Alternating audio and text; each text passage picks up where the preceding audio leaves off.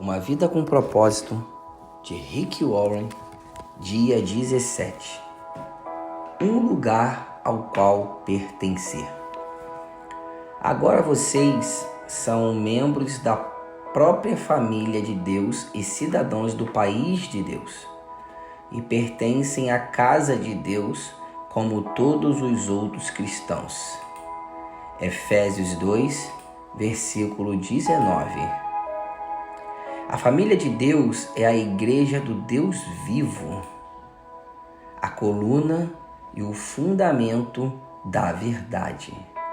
1 Timóteo, capítulo 3, versículo 15.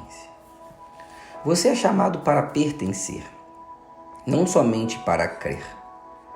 Mesmo no perfeito e imaculado ambiente do Éden, Deus disse: não é bom que o homem esteja só. Fomos criados para a vida em comunidade, moldados para o companheirismo e formados para a família. E nenhum de nós pode cumprir os propósitos de Deus sozinho e sem ajuda. A Bíblia não apresenta nenhum santo solitário ou eremita espiritual, ou seja, um crente que vivesse isolado nos outros fiéis, privado de companhia. A Bíblia diz que fomos ajuntados, reunidos, edificados juntos, tornados membros juntos, feitos herdeiros juntos, combinados, mantidos juntos e que seremos arrebatados juntos. Você não está mais por conta própria. Embora seu relacionamento com Cristo seja pessoal, Deus nunca quis que fosse particular. Na família de Deus, você está unido a todos os outros fiéis e faremos partes um dos outros por toda a eternidade. A Bíblia diz: em Cristo nós, que somos muitos, formamos um corpo e cada membro está ligado a todos os outros. Seguir Cristo inclui pertencer, não apenas crer. Somos membros de seu corpo. A igreja. C.S. Lewis, que é a palavra membro, diz que a palavra membro é de origem cristã, mas foi esvaziada de seu significado original.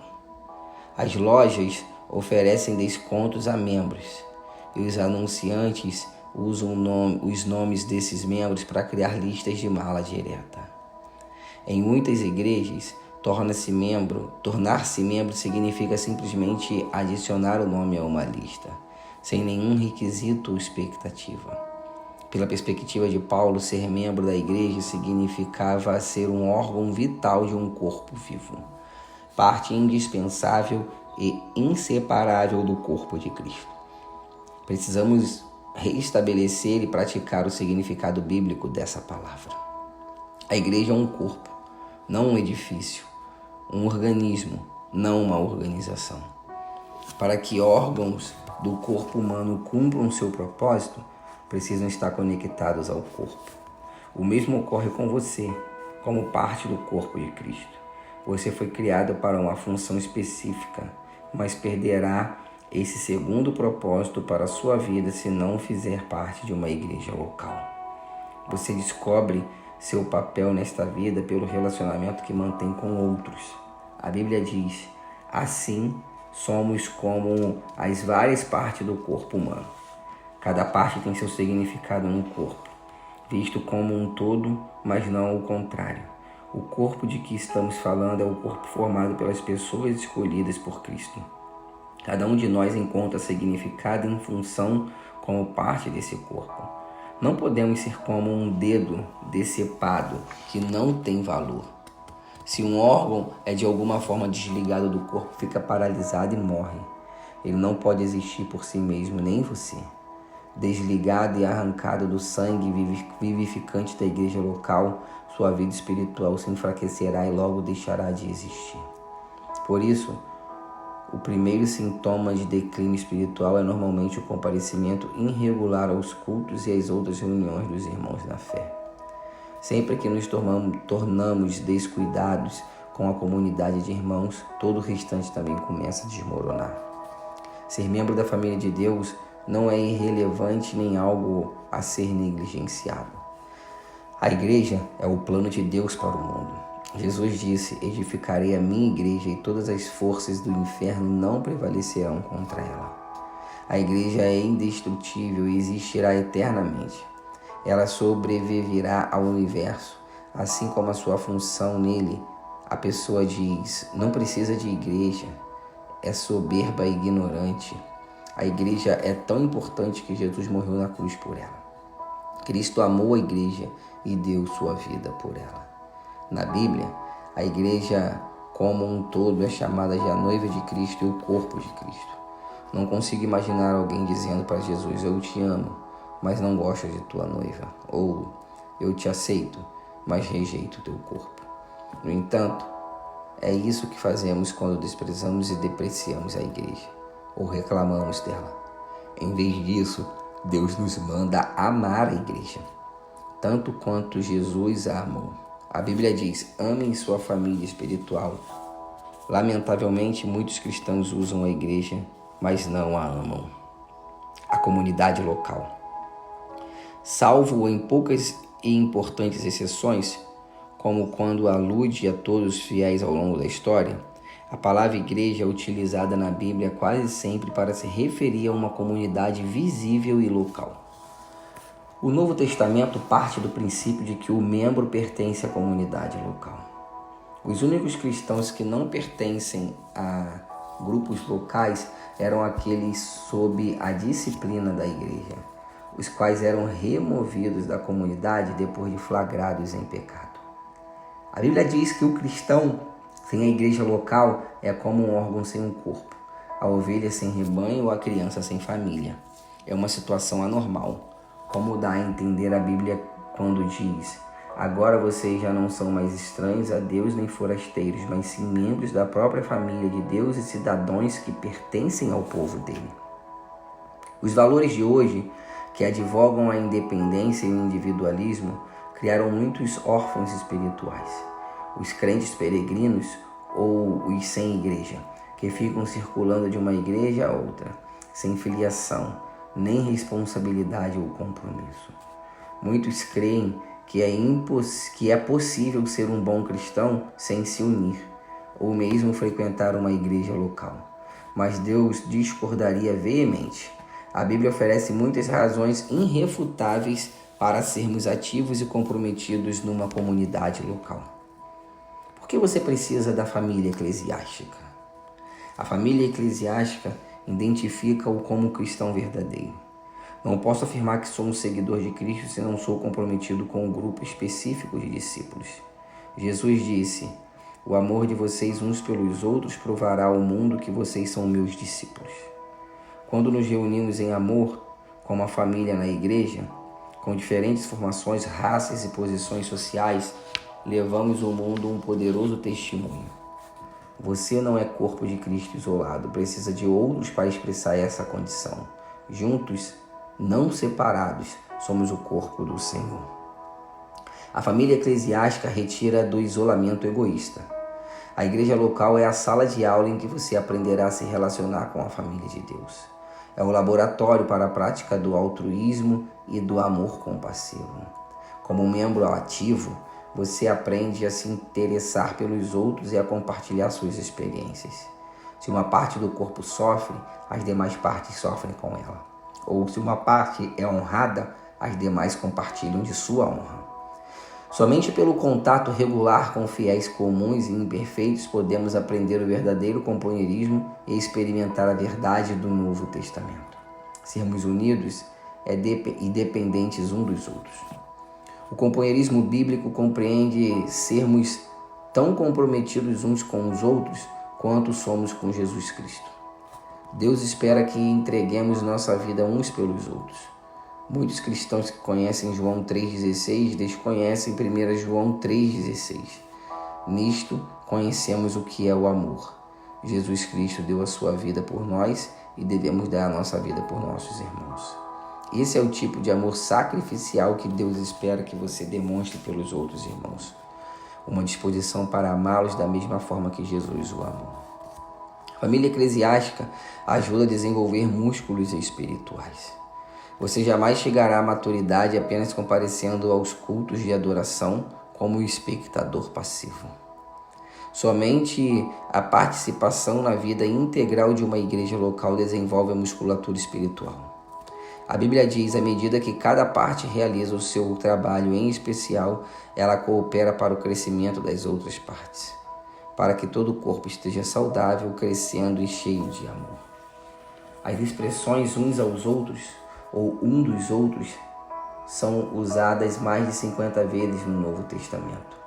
Recebemos ordem para amar uns aos outros, orar uns pelos outros, incentivar uns aos outros, admoestar uns aos outros, saudar uns aos outros, servir uns aos outros, ensinar uns aos outros, aceitar uns aos outros, honrar uns aos outros, carregar os fardos uns dos outros, perdoar uns aos outros, submeter-nos uns aos outros e sermos dedicados uns aos outros, além de muitas outras obrigações mútuas. Isso é ser membro, do ponto de vista bíblico. Essas são as responsabilidades familiares que Deus espera que você cumpra na comunidade local. Com quem você vem agindo dessa forma?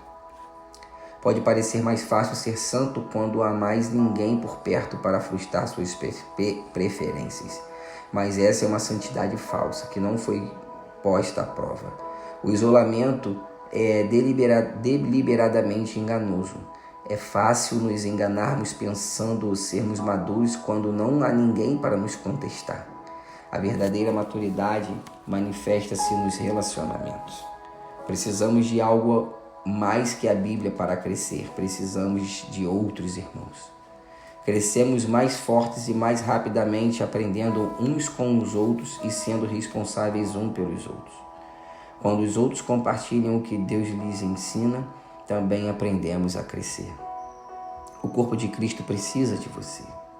Deus tem uma função específica para você na família cristã. Isso se chama ministério. E o Senhor lhe concedeu talento para essa missão. Um dom espiritual é dado a cada um de nós, visando ajudar toda a igreja. A comunidade local é o lugar planejado por Deus para que você descubra, desenvolva e utilize seus talentos. Você pode ter um ministério mais abrangente, mas será algo adicional ao seu serviço no corpo local. Jesus não prometeu edificar seu ministério, ele prometeu edificar a igreja dele. Você participará na missão de Cristo no mundo. Enquanto Jesus andou entre homens, Deus trabalhou por meio do corpo físico de Cristo. Nos dias de hoje, ele usa o corpo espiritual de seu Filho. A igreja é o instrumento do Senhor neste mundo. Não devemos apenas ser exemplo do amor de Deus, amando-nos uns aos outros. Devemos também transmiti-lo em conjunto ao restante do mundo. Esse é um privilégio maravilhoso concedido a todos nós. Como membros do corpo de Cristo, somos suas mãos, seus pés, seus olhos e seu coração. Ele realiza sua obra no mundo por meio de nós, e cada um tem uma contribuição a dar. Paulo afirma, ele criou cada um de nós por meio de Cristo Jesus, e a ele nos unimos nessa obra grandiosa. A boa obra que ele deseja que executemos e que faremos bem em realizar. A família eclesiástica irá impedi-lo de retroceder. Nenhum de nós está imune à tentação. Em circunstâncias apropriadas, você e eu somos capazes de cometer qualquer pecado. Deus sabe disso. Por esse motivo, ele nos atribuiu individualmente a responsabilidade de manter uns aos outros no caminho certo. A Bíblia diz, encorajem-se uns aos outros todos os dias, de modo que nenhum de vocês seja endurecido pelo engano do pecado. Não é nada da sua conta. Não é uma frase cristã. Somos chamados e recebemos ordem para nos envolvermos com a vida uns dos outros. Se você conhece alguém que se mostra espiritualmente inconstante neste exato momento, é sua responsabilidade procurá-lo e trazê-lo de volta à comunhão. Tiago adverte, prezados amigos, se vocês conhecem alguém que se desviou na verdade, não desistam dessa pessoa. Façam tudo para trazê-la de volta e terão resgatado uma vida preciosa da destruição e impedido que ela se afaste de Deus. Um benefício relacionado à igreja local é que ela também proporciona a proteção espiritual de líderes dedicados. Deus atribuiu aos pastores a responsabilidade de guardar, proteger, defender e cuidar do bem-estar espiritual de seu rebanho. A Bíblia diz: a responsabilidade deles é zelar pela alma de vocês, e eles sabem que devem se responsabilizar por isso diante de Deus. Satanás exulta ao ver fiéis afastados, desligados da vida do corpo, isolados da família de Deus e diferentes para com os líderes espirituais. Pois sabes que tais crentes estão indefesos e impotentes contra as suas estratégias. Está tudo na igreja. Em meu livro, Uma Igreja com Propósito, eu explico como fazer parte de uma igreja saudável e essencial para viver uma vida saudável. Espero que você também leia esse livro, pois ele o ajudará a compreender como Deus planejou a igreja especificamente para auxiliá-lo a cumprir os 5 propósitos que ele tem para a sua vida. Ele criou a igreja para satisfazer suas 5 necessidades mais importantes. Um propósito para o qual viver, pessoas com quem viver, princípios pelo quais viver, uma profissão para se sustentar e força para seguir vivendo. Não há outro lugar no mundo em que você possa achar esses 5 benefícios em um só lugar. Os propósitos de Deus para a igreja são idênticos aos 5 propósitos que Ele tem para você. A adoração ajuda-o a se concentrar em Deus. A comunhão ajuda-o a enfrentar os problemas da vida. O discipulado ajuda a fortalecer a fé. O ministério ajuda a descobrir seus talentos.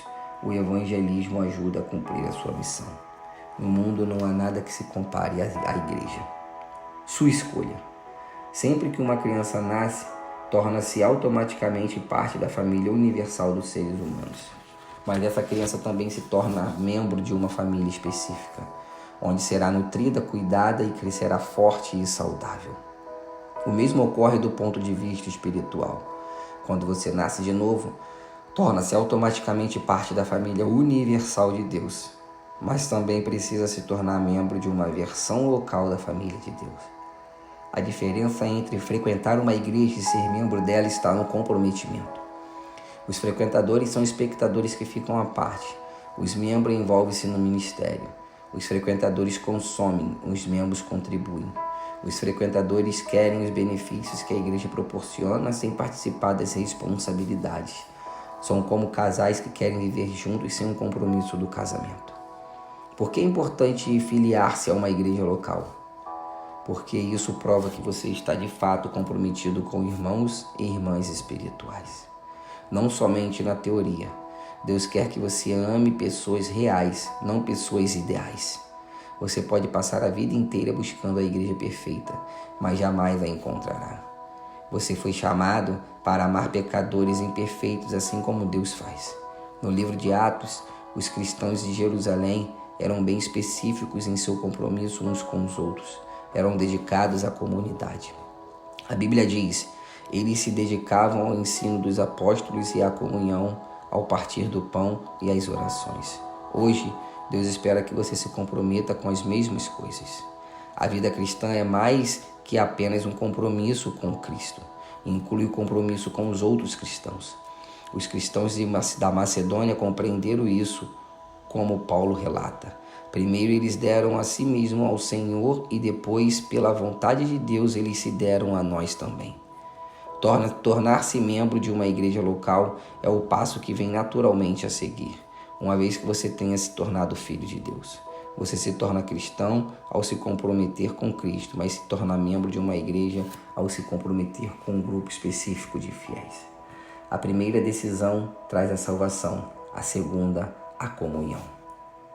Pensando sobre o meu propósito de vida. Tema para reflexão. Sou chamado para pertencer, não apenas para crer.